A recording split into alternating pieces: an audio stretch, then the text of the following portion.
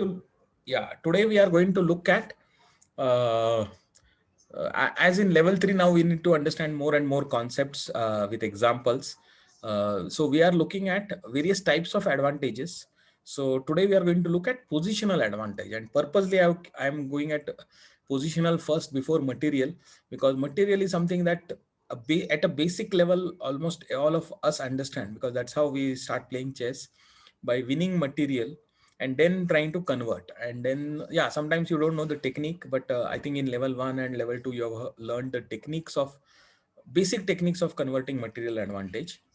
And if you recall, what is the way to win if you are materially ahead? Anyone remembers the strategy that I had told?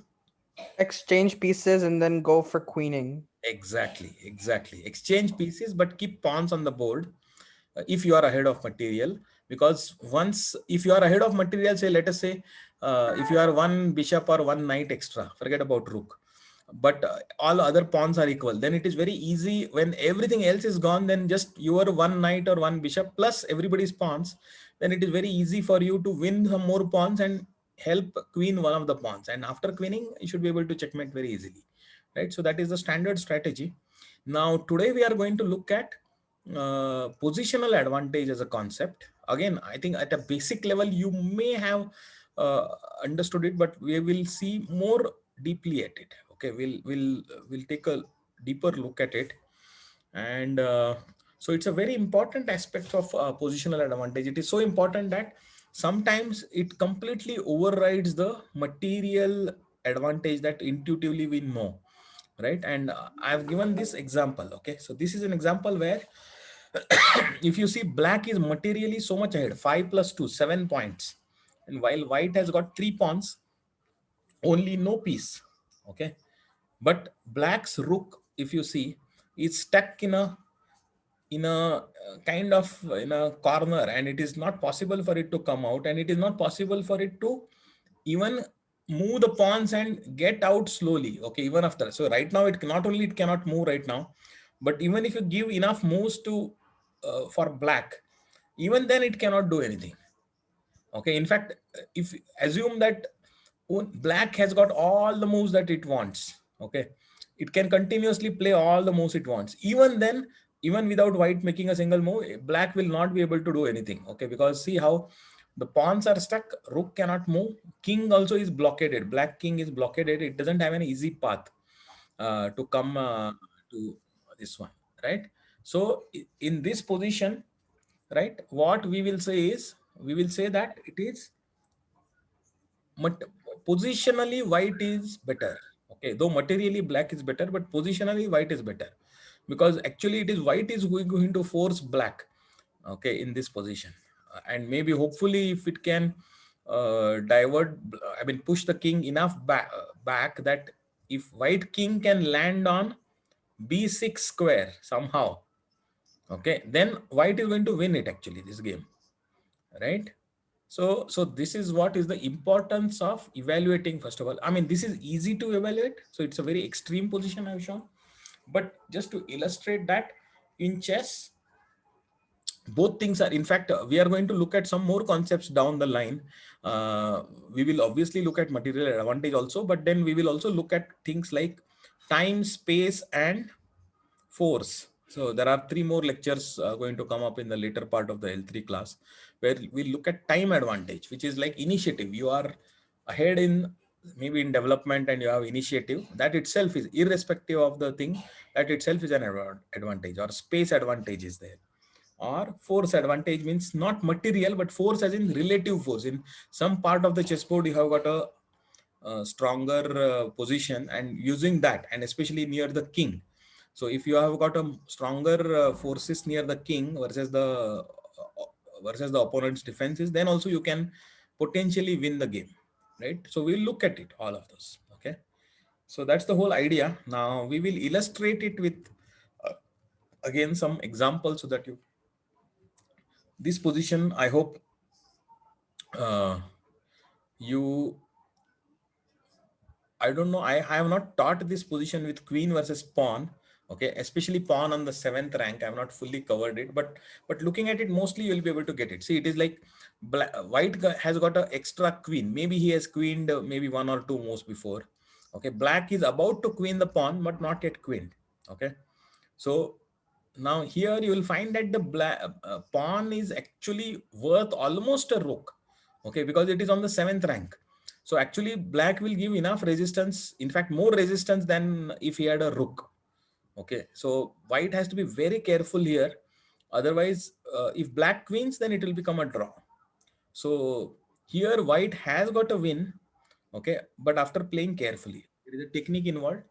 I will teach that later, but essentially it involves in such positions it involves giving a series of checks so that black king blocks its own pawn. It is forced to block its own pawn, and then at that moment white gets one move, because at that instant black cannot next move black cannot queen, so white can bring his king closer.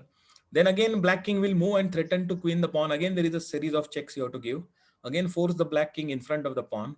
Then again you get one move breather. That is when you bring your king closer. And finally, once your white king, your own king, reaches very close to the pawn or touches the pawn, then you will be able to win this game. Okay, but however, you can win this game in such positions only if the pawn is on a I mean not I mean if the pawn is on a, c, f or h files, then you cannot win it.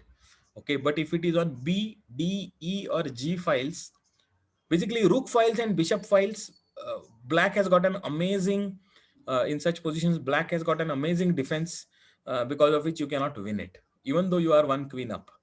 Okay, so that is what I wanted to tell. Basically, rook pawns and bishop pawns, if they are on the 7th rank, about to queen, and the king is close by, then king can defend even against a queen and force stalemate. Okay, any questions on this one? Actually you can play through it and then you will understand. If no questions, I will move on to the next position, right? Okay, next position. Again, you see it is a very starkly contrasting position, but black has got two rooks worth 10 points. White has got only a bishop worth 3. Ideally, black should be winning this, right? But the black rook is pinned. yeah, black rook is pinned. But even then, what is the threat? The threat is that, see, at the most, pinning means what? Pinning, and then white bishop will kill the black rook, but then black rook will other rook will take back, and that is enough actually, right? Because the king and rook will be able to checkmate the lone king. However, so if that is the idea, so look at this position and see what will you play. If you are white, what will you play? If it is white to move, see, already you have pinned the rook and now your turn.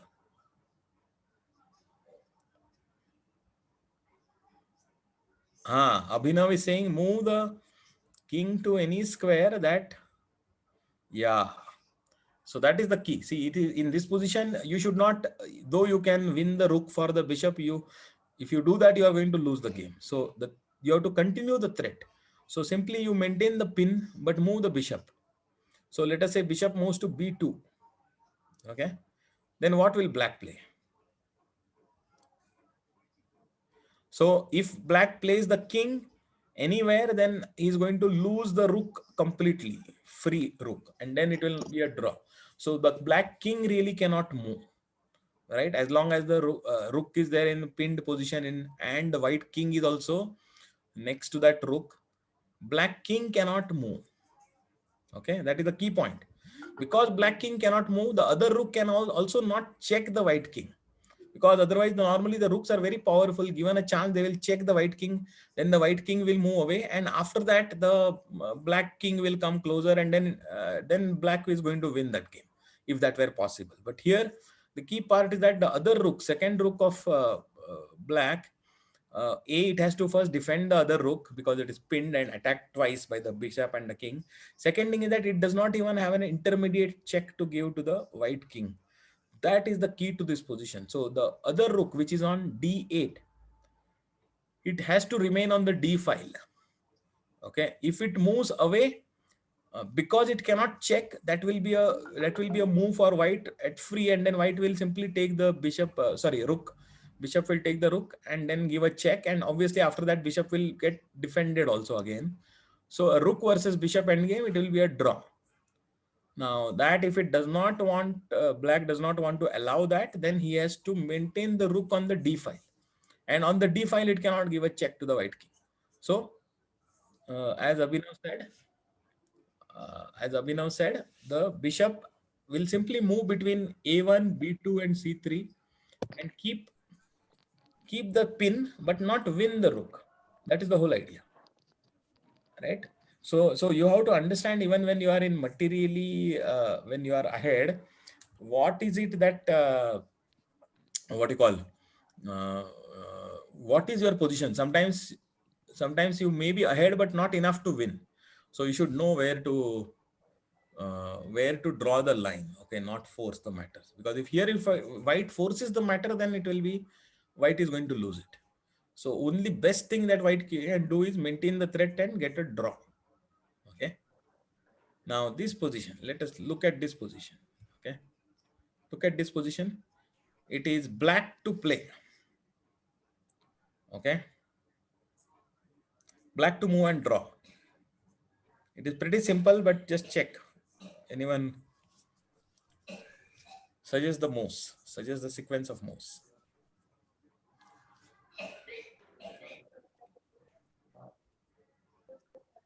Sir, he can sacrifice his rook.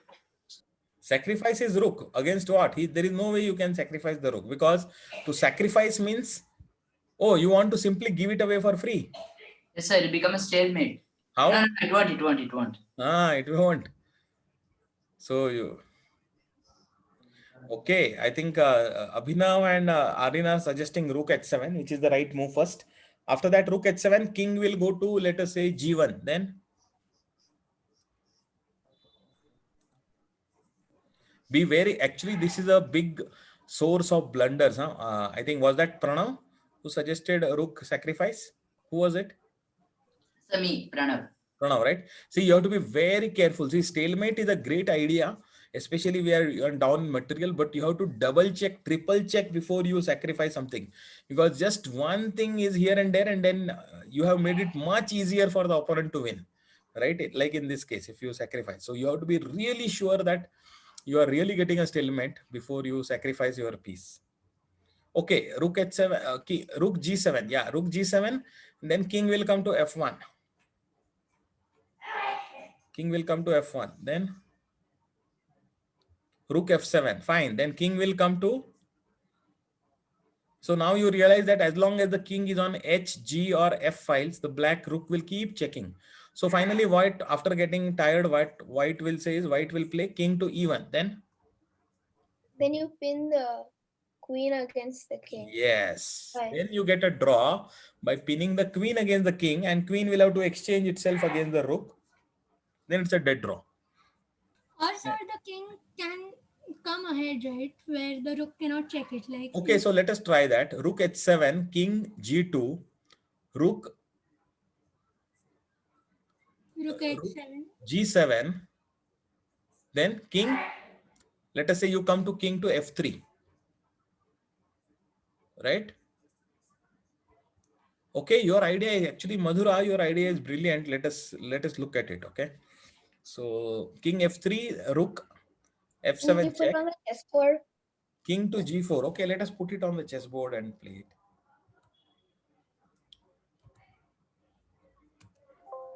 Oops. Let us take it.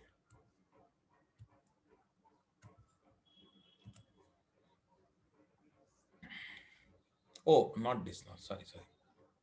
Not this. What did I do? I was doing it right actually. Okay, setup position. White king is on. Black king is on. White queen is here. And black rook is here, let us say. And it is black to move. Okay. Okay, you can see the chessboard, right? Yes. All right, let us try Madhura's idea, which is we have to find some defensive move. Let us see. At least the basic thing I think it is covering. Okay, so rook h7 check, king g2, rook g7. For that matter, even king h3 we can continue to play.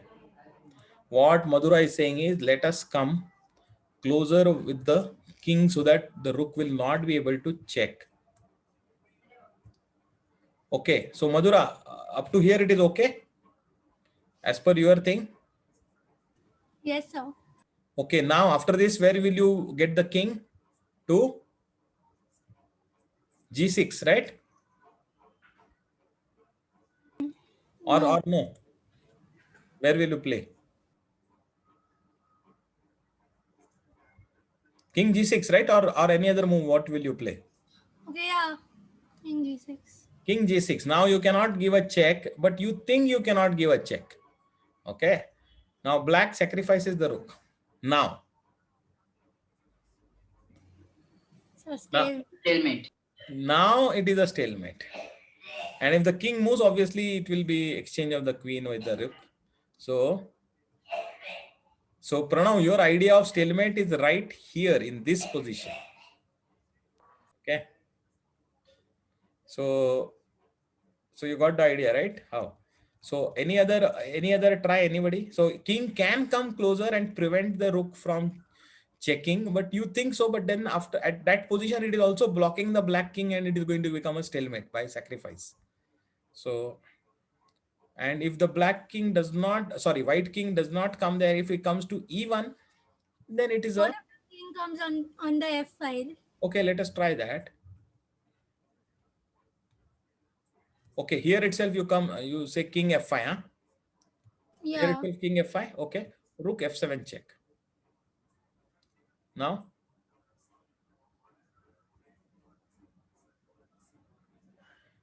Sir, it's a stalemate again. it is not a stalemate yet, but king will have to come to g6 only to if white really wants to. Sir, then continue. rook g7. Rook g7, correct. And now if king to h6, then also rook to h7 check. But what if king plays the f6? Where now? Now if king plays f6, excellent. Rook to g6 check.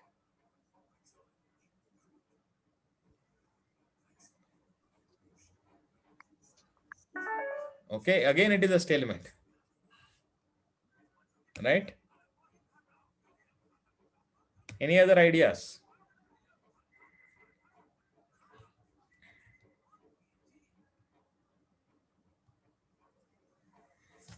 Anyway, try it out. There is no other idea. Everywhere. So when the rook was at h6 and the rook was at h6 Okay. and the king was at this moment, instead of the king killing the rook, why can't the queen move to f7? It's a check. It's a check to white. Okay. So if the king moves anywhere else, then it will be an exchange of the rook will exchange. And the rook will exchange. Right? So there is no other thing. Okay. So I think you can play to your heart's content, but it's a clear draw. It is okay because of this. So again, it is a positional advantage is coming into picture. See, positional advantage does not necessarily mean that you are winning. It is just that materially, whatever is the situation, the position is it is not the same. Positionally, you might be very different from what the material suggests, right? That is the whole point of the material advantage. Okay, now look at this wonderful position and see, it is black has got a rook, but white has got a pawn on the 7th rank, and white is winning this. White is winning this. Black is to play, but however, even if black given a move, it cannot do anything.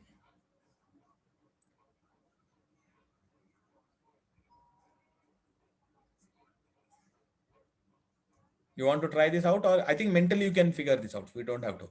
See, at the most, see, rook cannot come to f file, prevent the pawn from queening or exchanging.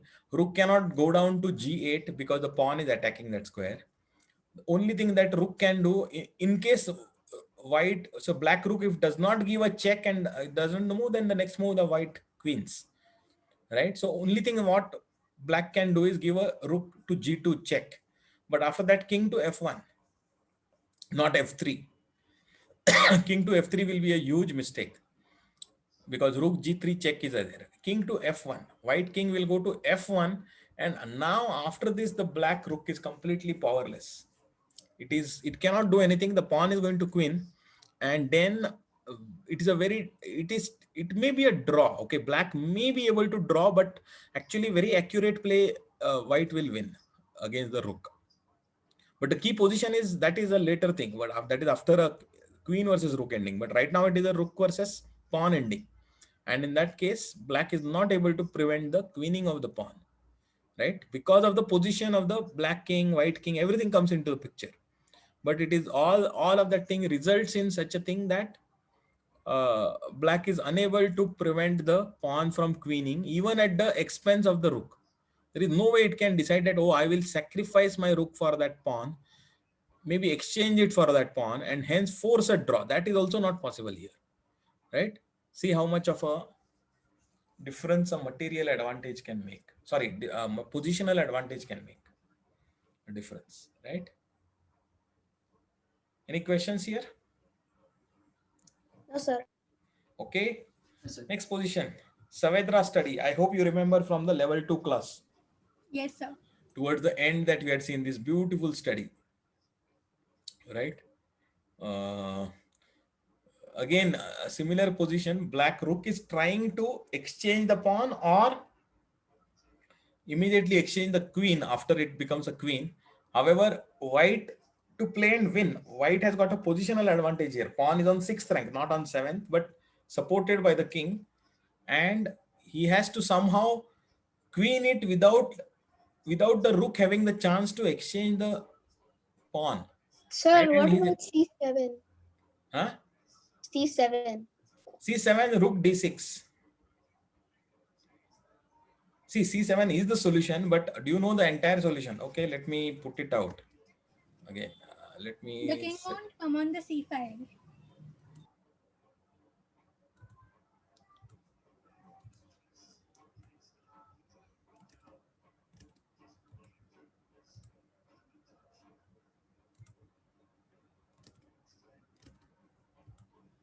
It is white to move.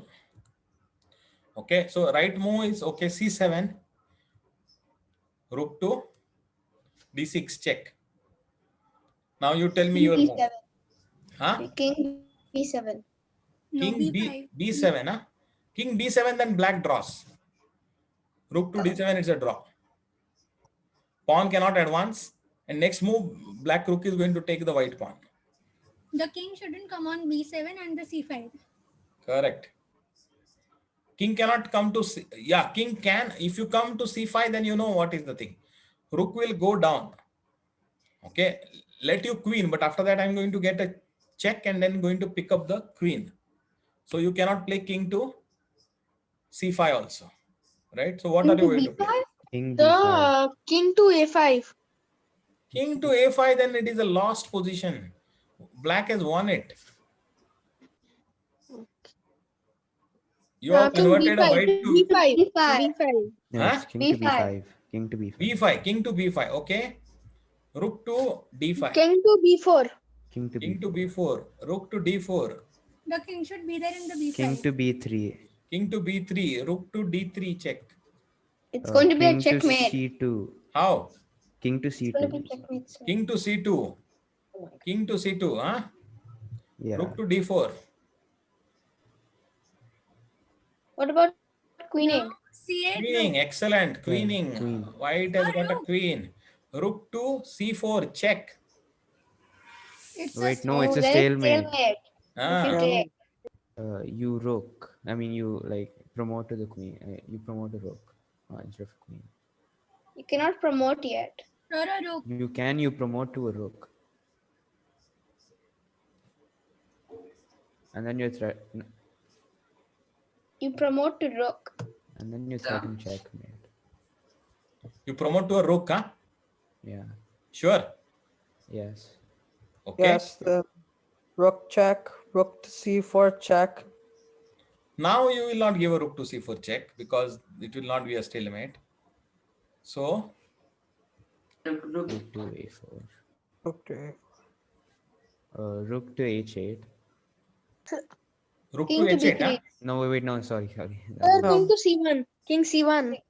King b3. Where? What is that now? King c1. King, yes, sir. King c1. King c1, huh? Yes, King, sir. king c1, black king to a2.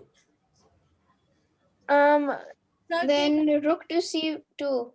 Rook to Then, c2. Black king to b3. no, sir. Thank No, you. sir. Draw. Sir, No. sir, Go back no. a little bit.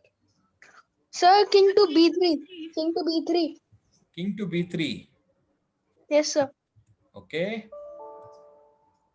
Rook to a7. King c1 checkmate. King c1 checkmate. Now you got it. So I hope you Yes, sir. remembered all of this. See, this is the final checkmate, but there are so many chances for black to get a stalemate, right? Including if you queen it, then it is a sure shot stalemate, right? So this was the beautiful study. I think we had seen all of this. So good, but again, just shows the point that it is not so easy as it appears, especially when the pawn is about to queen. So there are a lot of intricacies involved, lot of things involved. So you have to understand the position really well and not just think that, oh, I am ahead of the rook, I'm going to very easily win this. No, right? So okay. So let me see what I can do beyond into this. Okay, there are some more example positions, 3 plus 3 plus 2, 8 positions I have given here, or maybe 4 plus 2, I don't know. Yeah, 4 plus 3, 7, How to make a wakak zai. 9 positions. Okay, But you need to figure out this unspell. Otherwise, I'm gonna get pissy. I'm getting some noise. I will have to mute. Matakai-san, Akra blundered. Akra blundered. Okay, I have muted all. Okay, but you can, I have given the explanation, so you can go through it. Maybe I will just take one position here, this position.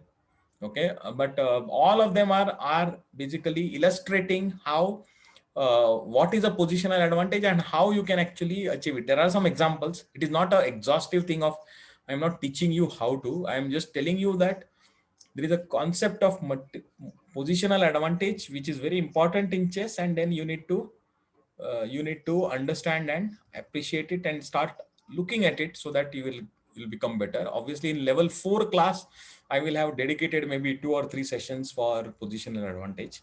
In level 3 class, we are just introducing the concept. Look at this position again. Okay, this position which is highlighted. Again, what is the thing? Black is materially slightly ahead because there is a rook and a bishop. White has got 2 pawns and a rook. Okay. But white has gotten very easy win here.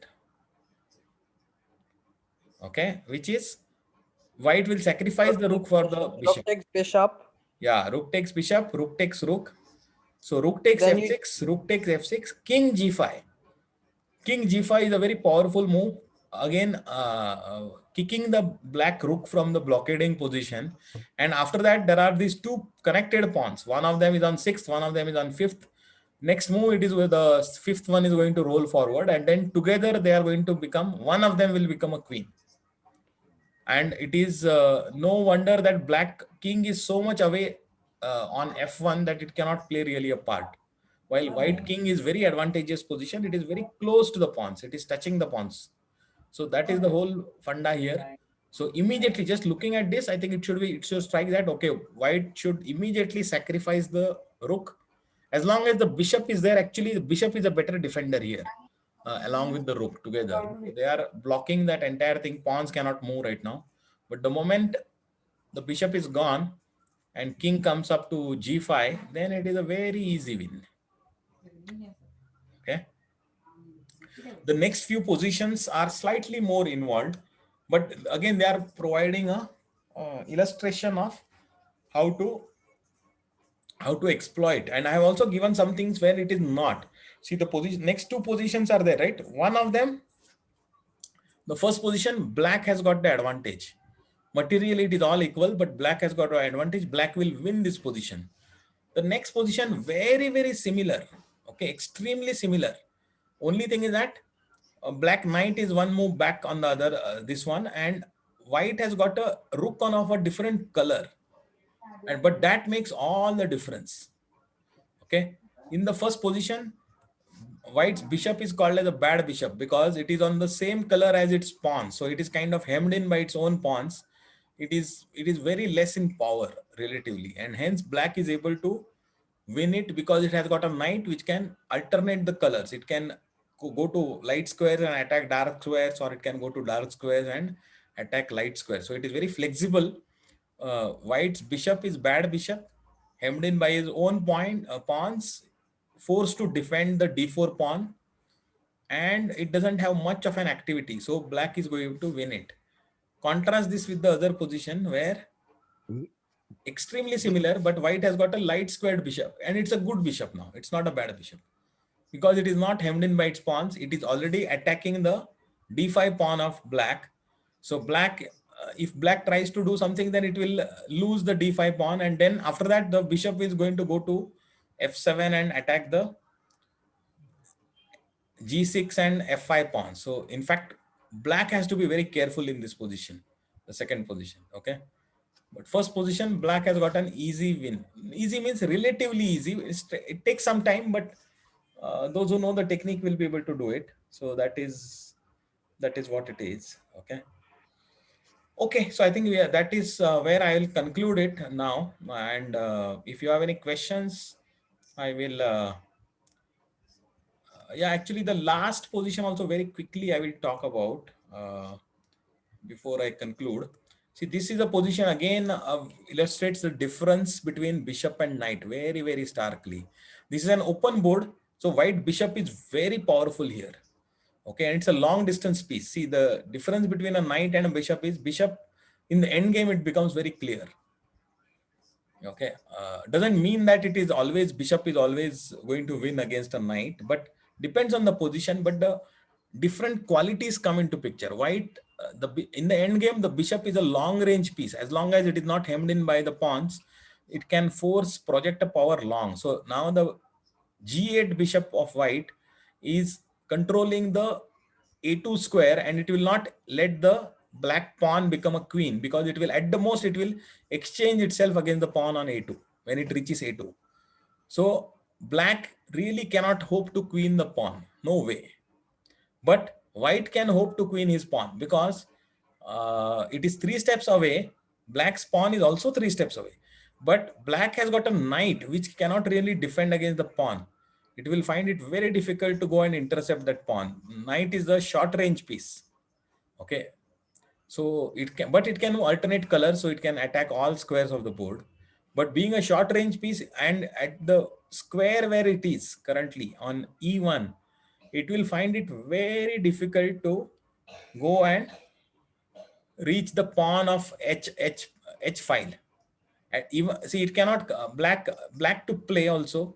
It cannot come to f3. It will have to come to d3, and the winning move, if you understand the geometry, it will be very clear. King to f5 for white. King to f5, what it will do is it will prevent the knight from coming to e5 or f4 squares. Can you visualize this? The knight is going to d3 first. Now it is trying to come to the pawn by coming to these f4 or e5 squares, but white king is very going to smartly move to f5, not deny these 2 squares, and now the pawn is going to roll down. Okay, black's pawn will also try to roll down, but will get exchanged. White's pawn will become a queen. There will be a black will have a knight, but very easily the black queen will win against the knight. Okay, so that is what is the positional advantage is all about. So remember, even in end games like this, there is a, don't just play automatically, mechanically. Okay, yeah, obviously if you are completely less on time, then it is okay to take a draw by exchanging. But if you have some time left and you are going to get a few seconds every move, try to think whether you have a chance of thing. Okay, maybe you can convert a loss into a draw or a draw into a win if you understand the concept of positional advantage. Okay, So that is it pretty much. I'm going to close it. If you have any question, we have about a minute. Otherwise, we are going back to the live chess arena. The last 3 or 5 positions are also very interesting, and I've given the explanations there in the handout. So look at it. It will really, if you study this entire handout, right? I think it will, and it is not easy to appreciate it easily. So go through it 2-3 times so that you will get it. Okay. All right. Bye everybody. I'm done. If no questions, Sir, then I'm going to, yeah. are you from Goa? Yes, I am from Goa. Who is asking? But I didn't recognize who was asking. Uday. Uday, huh? You are Yes, in sir. Goa, right? Yes, sir. Where in Panjim? Huh? No, sir, in Karanjalam. Karanjale. Okay, fine. Cool. I might be in Goa sometime towards in December. So in which case, maybe we can. All right. So I think that is it. I am